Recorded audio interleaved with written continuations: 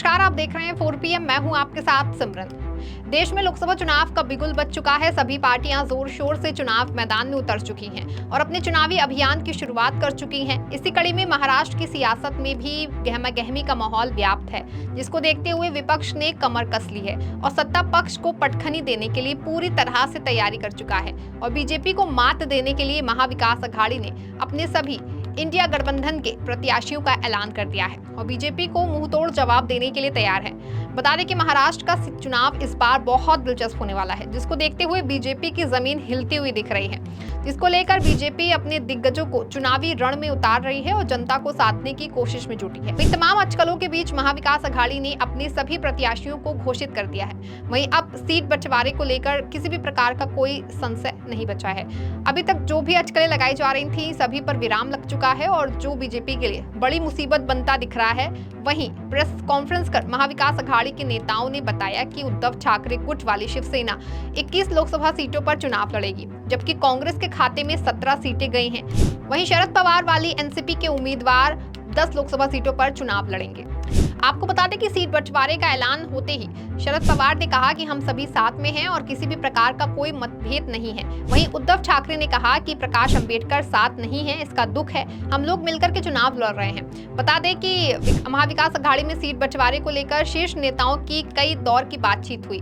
कुछ सीटों पर शिवसेना कांग्रेस के नेता दावा ठोक रहे थे। पार्टी में विभाजन के बाद शरद पवार की एनसीपी और उद्धव ठाकरे की शिवसेना पहली बार लोकसभा चुनाव लड़ेंगे।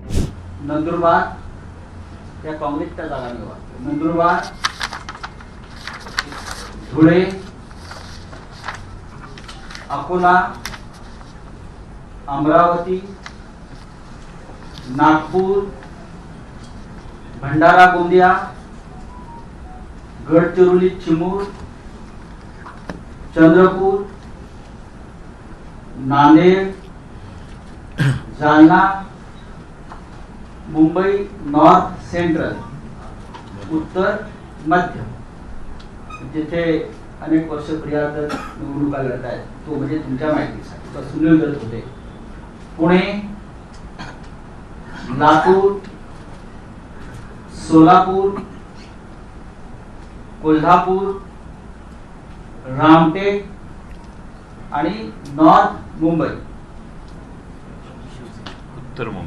उत्तर मुंबई या 17 जागांवर काँग्रेस लढेल। आता राष्ट्रवादी काँग्रेसची यादी साधारण अशी आहे।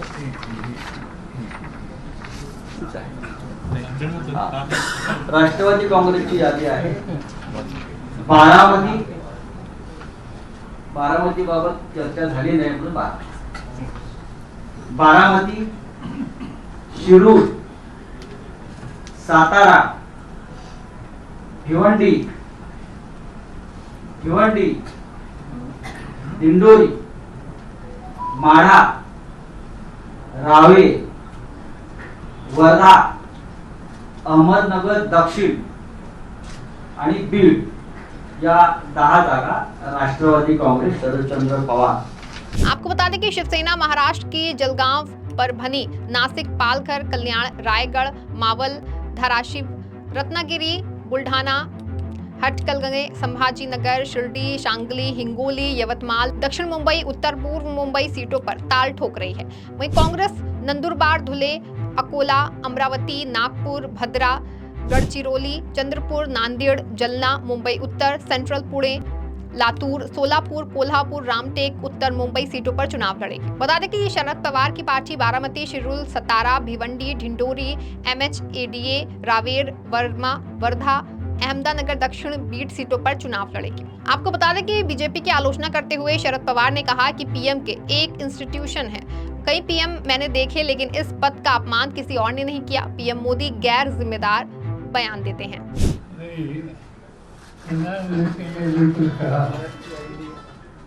प्रधानमंत्री एक इंस्टीट्यूशन है, इंस्टीट्यूशन की इज्जत हम रखते हैं, मगर मैं 1958 से आज तक देख रहा हूँ, कई प्रधानमंत्री मुझे दिखे दूर से नजदीक। इस इंस्टीट्यूशन की इतनी बेइज्जत नरेंद्र मोदी ने जो की, इससे पहले किसी ने नहीं की। और इसलिए जो कुछ बोलते हैं वे इंस्टीट्यूशन की लेजर करने जैसी बात कहते हैं।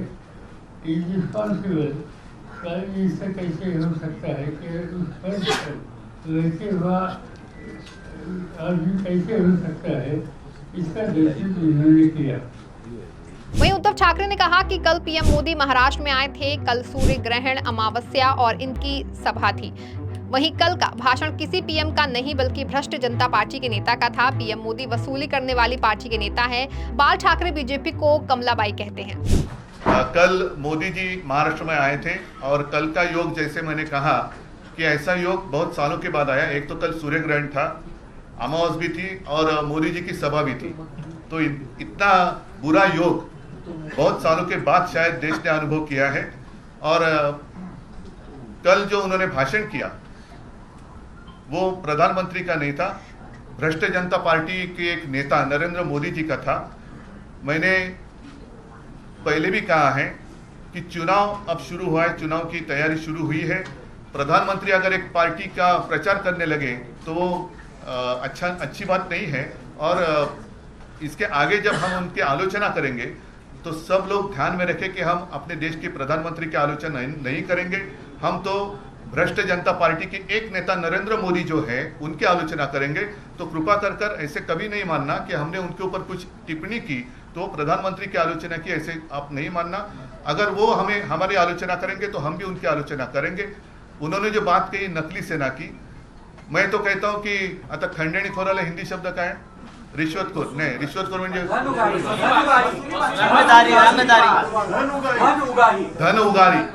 धन उगारी पार्टी के एक नेता नरेंद्र मोदी जी है। सभी लोग जानते हैं कि कुछ दिन पहले इलेक्ट्रल बॉन्ड का जो घोटाला, जो माना जाता है कि पूरी दुनिया का सबसे बड़ा घोटाला या देश का सबसे बड़ा घोटाला है, उस घोटाले का पर्दाफाश जब हुआ तो सब लोगों को पता चला कि कैसे इन लोगों ने, भ्रष्ट जनता पार्टी के लोगों ने डरा कर, धमका कर और उनके जो एजेंसीज है ED, CBI, income tax raid करवा कर चंदा लिया है। मतलब चंदा दो और धंधा लो। तो ये तो अभी जो आपने क्या कहा, धन उगाई जो करते हैं, नवीन शब्द है, वसुली पार्टी आहे, वसुली सेना आहे। त्यांच्यासोबत जी आहे ती वसुली सेना आहे। आणि शिवसेना प्रमुख तो कहते थे कि ये कमलाबाई है।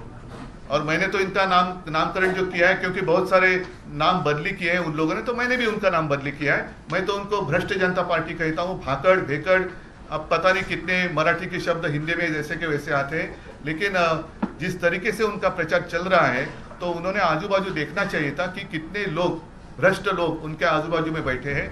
एक वॉशिंग मशीन उन्होंने खोली जरूर है और एक वॉशिंग पाउडर की एड भी आती थी, दाग अच्छे हैं,